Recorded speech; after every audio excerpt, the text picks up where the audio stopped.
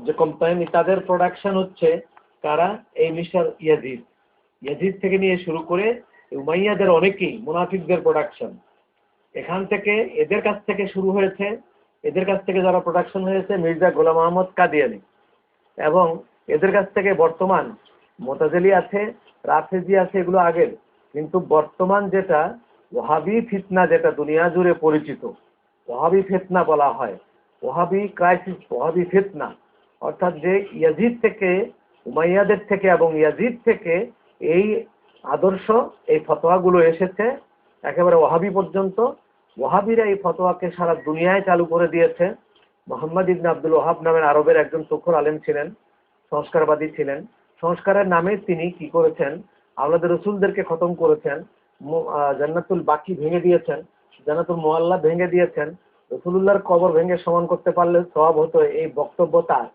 এবং সেই মোহাম্মদ ইবনে আব্দুল ওয়াহাবের কিছু ফতোয়া আছে, কিছু সেগুলোকে লিস্ট করা আছে যুগে যুগে, আমাদের আলেমদের কাছে এই লিস্টগুলো আছে।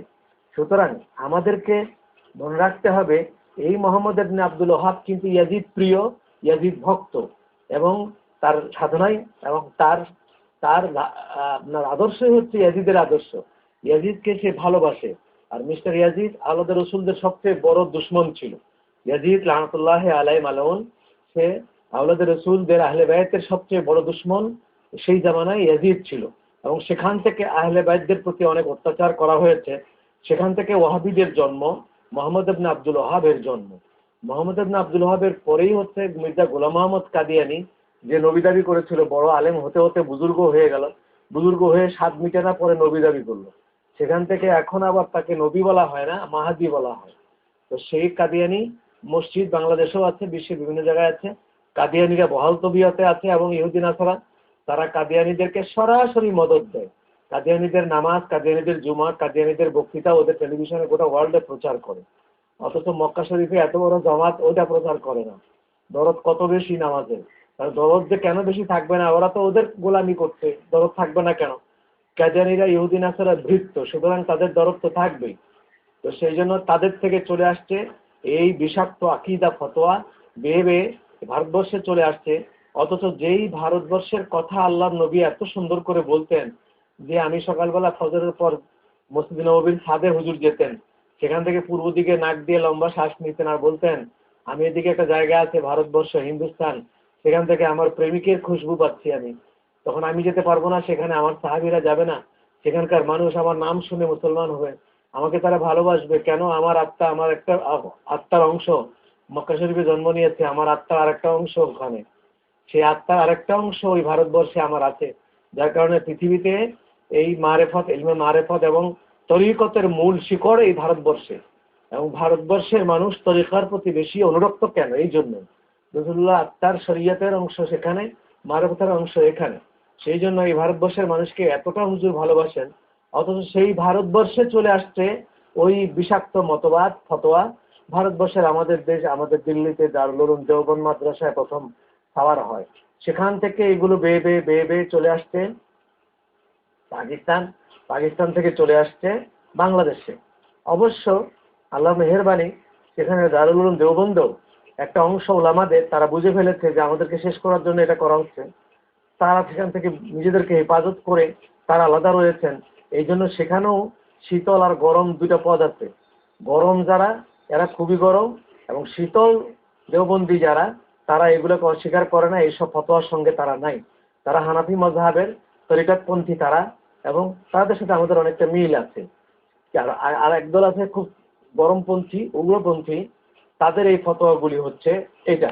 আর মোহাম্মদ ইবনে আব্দুল ওয়াহাব এই ফতোয়াগুলো দিয়েছেন, এগুলো আমাদের আকীদা। এই আকীদাগত তফাতের কারণেই কিন্তু পৃথিবীতে দ্বন্দ্ব হয় বেশি। আর আপনি মনে রাখবেন, একটা বিল্ডিং এর পরীক্ষা করার জন্য সবচেয়ে কোথা থেকে শুরু করতে হবে? এটার বালু কেমন, এটার সিমেন্ট কেমন, এটার রড কেমন, এগুলো বোঝার আগে, এটার টাইলস গুলো কেমন, এটা বোঝার আগে এটার প্রথম দেখতে হয় এর বেসমেন্ট কতদূর কিভাবে হয়েছে, এর ভিত্তি বেসমেন্টের উপরে আছে, বেসমেন্টটা কি ধরনের হয়েছে।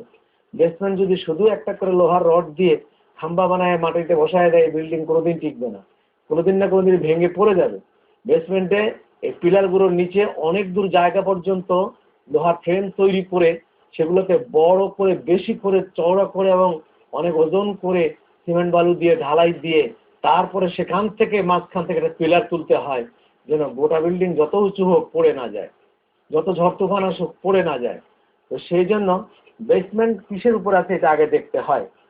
আমল বলেন আর পাগড়ি বলেন, নামাজ পড়েন, এটা বলেন, সেটা বলেন, রোজা বলেন, হজ বলেন, জাকাত বলেন, এটার ভিত্তি হলো ইমান। ইমান না থাকলে এগুলো দিয়ে লাভ নেই। আর ইমানের ভিত্তি হলো আকীদা। কোন আকীদার উপরে ইমান আপনি এনেছেন, কোন আকীদার উপরে বিশ্বাস করেন, সেটাই হচ্ছে কথা। সেই আকীদাটা কি, সেই জন্য আজ আমাদের আকীদার প্রয়োজন বেশি। আমরা অনেকেই মনে করি হুজুর ওয়াজ করবেন, আমাদের কথা বলেন না কেন, সমাজে মানুষ সব বেনামাজি, সুদের কথা বলেন, সুদ খায়, পর্দার কথা বলেন, এটা বলেন, সেটা বলেন, এগুলো তো অনেক পরের ব্যাপার। আপনার গোড়া যদি ঠিক না থাকে, বিয়ের আয়োজন করলেন, আপনি লক্ষ লক্ষ টাকার গরু জবাই করলেন, বহু পদের খানা কমিউনিটি সেন্টারে অর্ডার দিলেন, তারপরে 5 কেজি স্বর্ণ দিয়ে সাজালেন কন্যাকে, পাত্রীকে, দেশের বড় দামি একটা কাপড় পরিয়ে দিলেন, 50,000 টাকা বা 1 লাখ টাকার শাড়ি পরিয়ে দিলেন, সবকিছু ঠিক আছে, বিয়ের বাদ্য বাজছে, কিন্তু দেখা গেল শেষ পর্যন্ত যে না, এটা আসলে কোনো মেয়েই না, নারীর সাথে পুরুষের বিবাহ হয়, সে নারী জাতই না। তো তাহলে এই সাজানো পড়ানোর মানে কি হলো? কিছুই না, জিরো। ঠিক তেমনি আপনি যত পাগড়ি, নামাজ, রোজা, হজ, জাকাত, অর্নামেন্টস দিয়ে সাজালেন, কিন্তু কলিজায় হাত দিয়ে দেখা গেল যে এটা ইমানই নেই, অর্থাৎ এর আকীদাই ভালো না, এটা ভিন্ন আকীদার উপরে। তাহলে মির্জা গোলাম মোহাম্মদ কাদিয়ানি, বা সাপোজ মির্জা গোলাম মোহাম্মদ কাদিয়ানি কি পাগড়ি পরে নাই? মির্জা গোলাম মোহাম্মদ কাদিয়ানির কি দাড়ি নাই? তার মাথায় কি দাগ নাই? কপালে নামাজের দাগ নাই? সে কি লম্বা জামা গায়ে দিত না? সে কি নামাজ পড়তো না? তাতে কি হয়েছে? তাকে কাফের বলতে হবে? যে কাফের বলবে না সেও কাফের। কেন? সে আমার নবীকে হেয় প্রতিপন্ন করে বলেছে আখেরি জামানার নবী আসবে আরো। আখেরি জামানার বললো কোনো নবী নেই, বলে কোনো নবী নেই। আখেরি নবী বলে কোনো নবী নেই, নবী আসবেই। উনি সবচেয়ে বড় নবী, আমরা মানি। ওনার পরে আমাদের আরো তো বুঝবার আছে, আরো নবী আছে, সেই নবীটাই আমি। উনি হতে পারে মোহাম্মদ, আমি হতে পারি আহমদ। তাহলে এই লোকটি নামাজে, রোজায়, হজ, জাকাতে, তাকওয়ায়, পরহেজগারিতে কম ছিল না। পরহেজগার না হলে সে বুজুর্গ হতে পারতো না, বুজুর্গ না হলে নবী হতে পারতো না, মানুষ নবী মানতো না, প্যান্ট শার্ট পরে বেড়ালে নবী মানতো না। তাহলে এত বড় বুজুর্গ একটা লোক কিন্তু কাফের। কেন? ওই ভেতরে তার একটা আকীদার উপরে সে কাফের।